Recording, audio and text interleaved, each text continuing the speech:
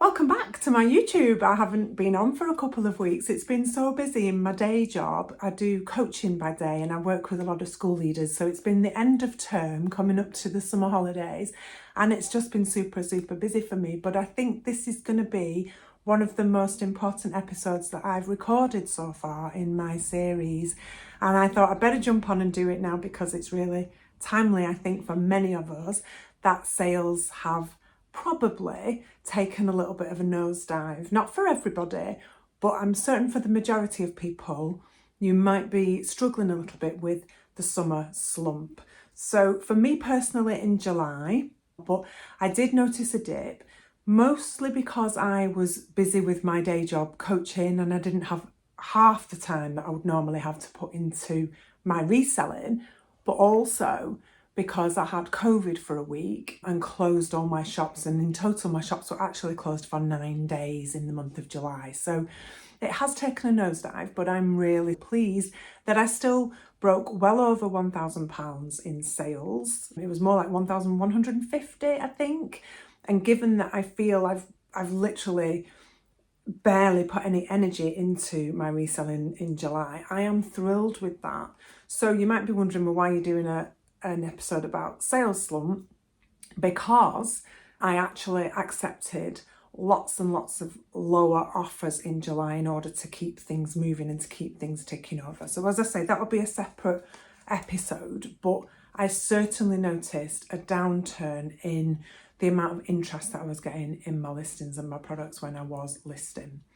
So I just wanted to talk to you about the fact that it's normal in retail to have this summer slump. It's really standard that this happens. And when I worked with Weleda UK, I was the number 2 in sales in the UK, and we always had this summer period where it was like we almost down tools from sales in many ways, and we would prep for Christmas. So in July, we would be looking to the new collections launching in September, which were very festive focused, and we will be looking at how we were going to move into the kind of November, December period with all guns blazing. So that's why I wanted to do this video for you. I've drawn up 9 key things that I think are really important for you to be doing at this point in time, because if you're feeling a little bit of imposter syndrome or a little bit fed up that things are slow and it's challenging, then I just wanted to reassure you that it is completely normal in the retail cycle. In sales, this is notoriously the quietest time of the year, unless perhaps you are selling clothing, which you'll probably have seen an upturn in dresses, and that's something I did do in July. Was I stuck a ton of my dresses on eBay and they all sold. And also if you're in the kind of food and drinks industry, which if you're reselling, you're probably not selling food and drinks. So it's quieter if you're on maybe the homewares from the home decor side of things, and even people are still perhaps not buying as many clothes as you might have experienced in the past because they're away on holiday and they're not spending as much. So it's all absolutely normal. Just massive reassurance for you if this is the first year for you. Now, I launched my business exactly a year ago and I expected this. I think last July, I've got the numbers somewhere, I think I made about £300 or £400 in the month. So I'm pleased that I've tripled that this year. So it's definitely growth and progress for me.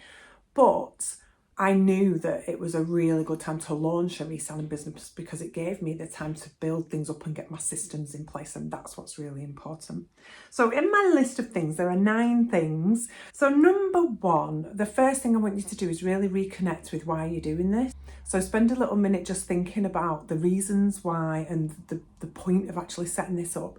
So for me, setting up in reselling was very much about extra income as my daughter was going to university and we suddenly needed to pay an extra £1,000 a month for her rent in York. So if you've got a student in York, you'll know it's one of the most expensive cities to be a student, and a lovely city to be a student, but cost me a bomb. And my goal was to make £1,000 a month. Now I've made my first £1,000 month in November. So from July through to November, it was just a few £100s here and there that I was actually reinvesting in stock at that point. But I didn't start being able to pay the rent until November. But that's not long. And that was actually, looking back, a fabulous turning point for me and really helped my confidence no end. So what's your reason? What's your goal? Why are you wanting to do this? And use the time now to think about your products, your reasons, your love, your passion, all the stuff I've talked about in my previous episodes as to why this is a useful, helpful little side hustle to have. And I connected with my North Star. You might have known the story of my tattoo there, my little North Star. That's a tattoo I had done when my dad passed away, because I just feel like he's my North Star guiding me, and it's why my business is called True North Vintage. When I look at that, it's like an anchor, and it reminds me to keep going, and it reminds me that my dad would be supporting me and guiding me. He loved all things car boots and antiquing and auctions. He taught me so much.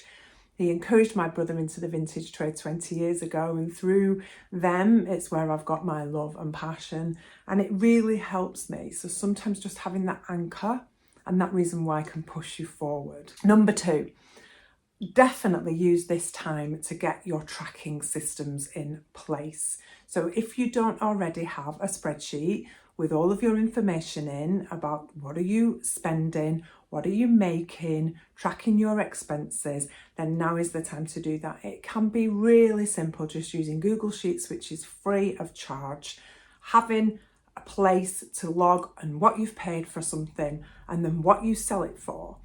As it evolves, your spreadsheet can become more fancy, and I'm really fortunate that my husband is fantastic at all of this. So I have got now a real whiz-bang spreadsheet, but you don't need to have that initially.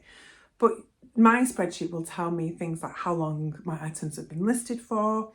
I log all the platforms on which everything sells, how much I got for it, and it does me a breakdown at the end of every month of which platform was my best performing, how many products I sold on it, which is my best performing category of products. And also I now have included where I have sourced them from. So for July, my prime sourcing source was car boot sales. Like most of the products I sold were sourced at car boot sales, and it was also cheaper. So my return on investment was more. Now, you might be listening to this thinking, oh gosh, that sounds really complicated. That has evolved over the year. I keep trying to persuade my husband to create this spreadsheet so that I can put it on YouTube and you guys could buy a copy of it from my store, but he's not there yet. He's hoping to retire into my business very soon. So we will see if that is something, if that might be valuable to you, let me know. But looking at things like how long your items have been listed really gives you an indication of how healthy your business is. I've said it before, if you've got 500 items listed and you're selling 100 items a month, then that's quite a good sell-through rate. It's 20%, isn't it? So you're selling 1/5 of your inventory every month. I keep trying to up my listings, but what's been really useful for me, I'm still, at the moment, I think I've got about 135 listings.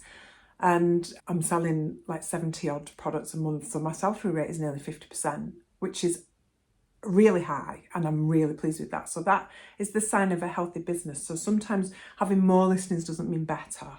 It just means that you might be hoarding more stock. Or if those listings are selling, then yes, that's healthy. So it's all knowing these numbers that's going to help you. And again, that's a whole other video. But spend some time to at least get a spreadsheet in place. And that helps you then with tip number 3, which I think for this time of year is my best tip that I did last year. In August, I always do my tax return. In the UK, if you can file your tax return for last year anytime after April the 6th. Now, I have done a video with my friend Emma Middleton, if you want to have a look through Business Basics playlist, where she talks about becoming a business and what you need to do. There's so much information out there. You better go into the HMRC website and just having a look for yourself. But I'm in a position where I am making more than the trading allowance, and therefore I need to do a tax return. It's really simple, but it's the perfect time of year to get all of your information together, and the self-assessment form is all online and it takes you through step by step. So I'm hoping to have mine done by the end of August, in tax paid, and then move on and get ready then for the busy season coming up with winter time. Number 4, spend some time now going right through your inventory. So have a look at all of your stock. clean things, dust things, mend things if you're doing home decor, homewares like me.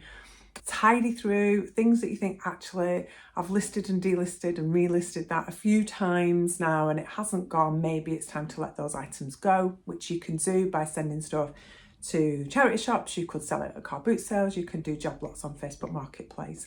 All of those things, even stick stuff in auctions. Again, you'll see on my Instagram, we've sold at auctions. There's a couple of reels on there somewhere about that. You need to just keep things moving, but don't do that if you're going to have a huge loss. It's knowing whether you've got the knowledge that those things are going to sell eventually, because some of your stuff that's been sitting there, maybe you listed it in February, it hasn't sold yet, you're thinking, oh, I'll get rid of it, but it might be very Christmassy and it might be really seasonal. So if it's like candlesticks and candle holders, they're going to start flying out the door in the autumn, so hang on to those things. But if it's just a one-off trinkety piece that you bought and your gut tells you that maybe that was a bit of a mistake, then maybe it's time to let that go. But organising your inventory is a really, really great thing to do now, because when Christmas starts, you're going to get really busy. So be ready now to have everything tidy and clean and catalogued, and however you do your system. The next thing then, that leads into looking at your photography on existing listings. So while we've got summer light and it's still nice and bright and good for taking photographs, you could redo some of your photographs. You could prep some new photos for new stock that you've got coming in.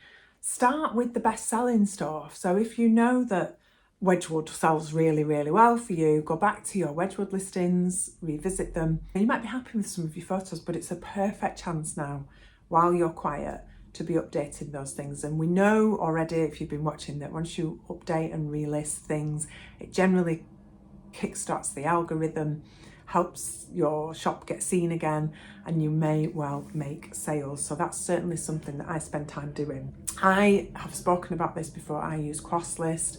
When I go into CrossList, all of my inventory is there and I can actually edit the photographs in the program. So I don't need to faff about. I can just take a photo, I can brighten it, I can crop it, I can alter the tones a little bit. I don't change the colour, never change the colour, because obviously you've got to make sure your item is as described and you don't want to mess about with stuff like that. But I do tinker. If it's a product that I'm just not happy with the photos, then I will do completely fresh photos and upload those in. Next point, number 6 then, is after you've had a look at photos, think about now really optimizing those listings. And what that means is, are you using searchable keywords on your listings, on your titles? So you can use, is it 70 characters, 80 characters on eBay, on an eBay title. So use all 80. So if it's, for example, some brass candlesticks, what are people searching for? Vintage brass, candlesticks, candle holders, vintage decor, cottage core, those kinds of things. Use those words. Fill your 80 characters. Go back into your listings and see if you have done that. Mess around with the order a little bit. If they're searching for vintage brass, put that at the start. If they're searching for candlesticks, put that near the front. It's about just trying to play around understanding what are the terms that people are actually typing in to look for your things. Etsy is also very driven by this SEO, we call it, where search engine optimization. Etsy is driven by the keywords that people are searching for.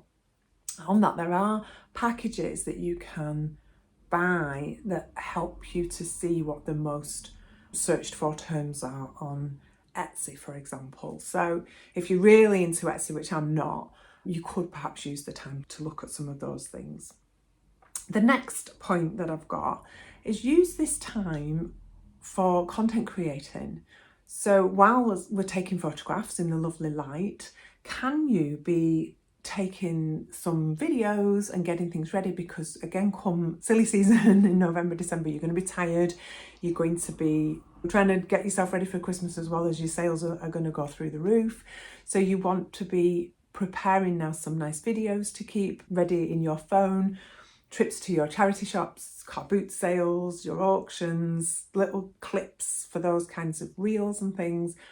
maybe packaging up things, what we call B-roll. It's those videos that are just you doing the job without necessarily showing your face or talking. You can be just doing that now if you're quiet and you really want to work on growing this business. So content creation is one thing. It doesn't need to be fancy. You don't have to show your face if you don't feel comfortable with that, but it's thinking ahead about, okay, what sort of things might be nice. Even cleaning the products. I did a reel on cleaning brass. It was really popular. I got loads of people messaging me after that. It's just thinking now, okay, get some of those videos into your phone, save them all in a folder ready, and you can use those then for quick reels during the crazy season. The next tip is to invest in your learning, and that's really important. It's getting out there and soaking it up. So if you're watching this YouTube video now, thank you so much. I love doing this YouTube. It really helps keep my day a little bit different. I'm a teacher by trade, as I've said already. I just like to share what I'm learning, and from the start of setting up True North Vintage, I have openly on Instagram said, come with me on the journey and I'll take you along and teach you what I'm doing as I'm doing it, and shared all the wins and the mistakes and the losses and everything with you. So it's a joy for me to produce this, and I'm just so grateful that you're here. So watch the videos. There's tons of people out there sharing their reselling videos with you for free. You know, it's all here, and I'm very thankful that you're here with me. So just, keep watching, keep learning. It's not always easy. The downside of a lot of these videos and people on social media is that they really make it look very easy, and there's actually a big gap from someone who's at the beginning to somebody who's been doing this like 5, 10, 20 years even, they're making mega bucks, they're selling loads, they've got big warehouse spaces. Like, that to me is out of reach at the moment. Not that I don't want that eventually, but it feels like it's almost unachievable.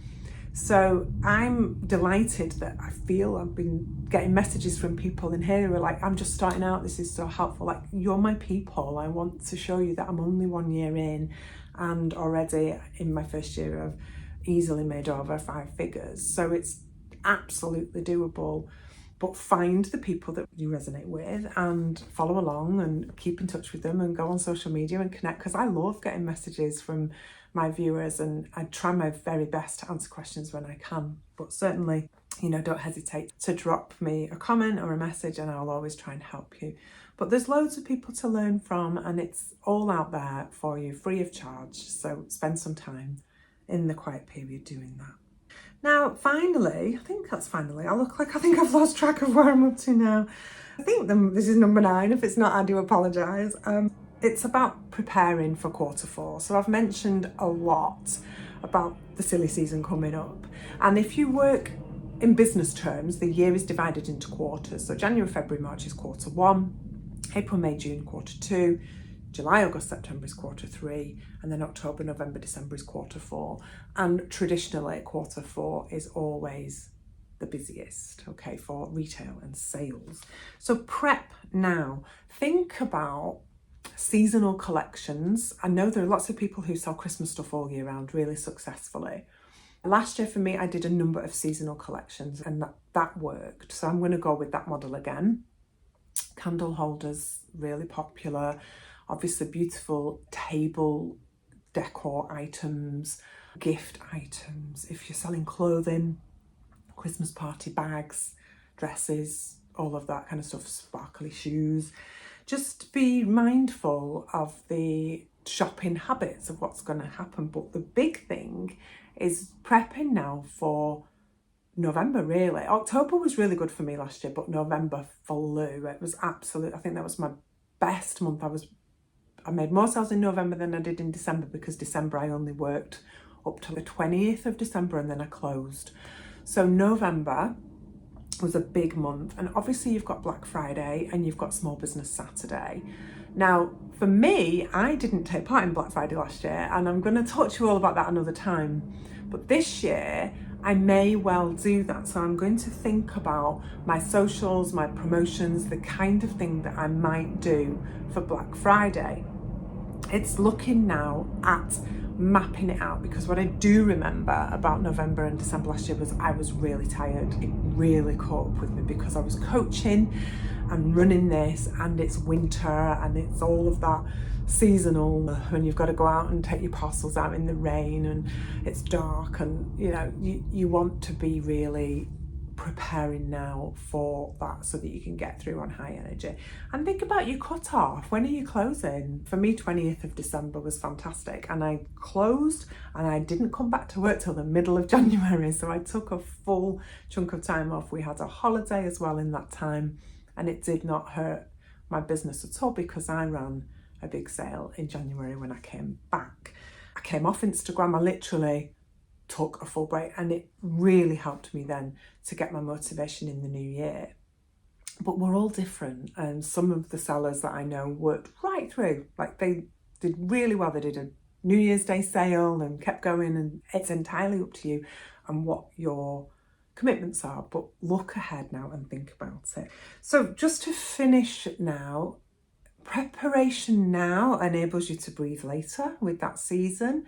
Using this downtime as a reset and a refocus opportunity is super important. Know that slow is normal at this time of year, that it's not failure at all, and that you're really using this time to plant some seeds for growth. Now, here's my parting story. When I was a teacher, I was a deputy head in high schools, and I used to do assemblies. And in the September, when the new year sevens came into high school, they'd all be sitting there and the head teacher at our school always did this same assembly with the kids about bamboo. And you might know the story about planting a bamboo seed, and you see very, very little growth in a bamboo for the first few years because the majority of the growth is the roots. And if you actually look underground, you see the roots are going like crazy. And what happens is that in year 5, suddenly the plant rockets because the roots are in place, the foundations have been laid. And my head teacher at the school always did this with year 7 because he was like, you sometimes see school as a cycle of a bamboo, that not much seems to be happening, and then all of a sudden in year 11 you just grow and everything comes together and you're like ready to leave and move on.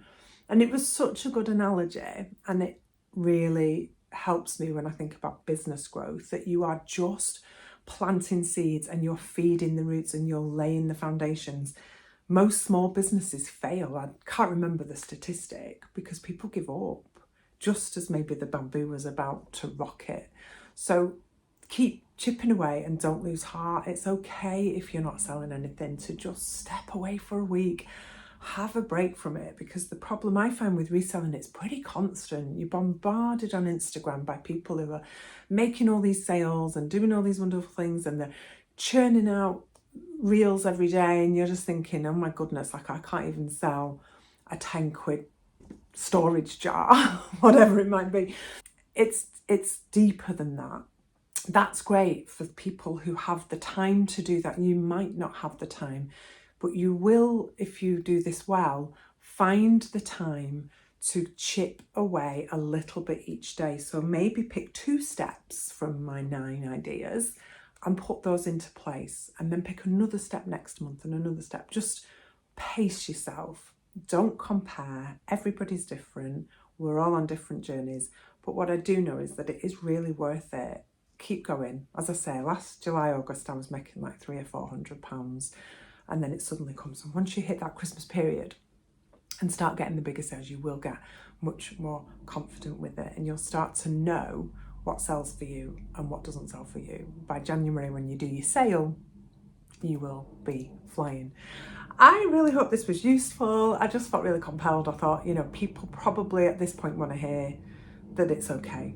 It's all right. And I do genuinely love to hear from you. So drop me a comment, please, please, please. If you've enjoyed this, like and subscribe. It really makes me happy. And I will look forward to seeing you on the next episode, when I'm going to give you my July review and break down their figures for you, because you guys seem to like those videos. I'm really chuffed with how they go down. People have always come back to me on those. So yeah, I shall be doing that for you very soon. Have a lovely, lovely week.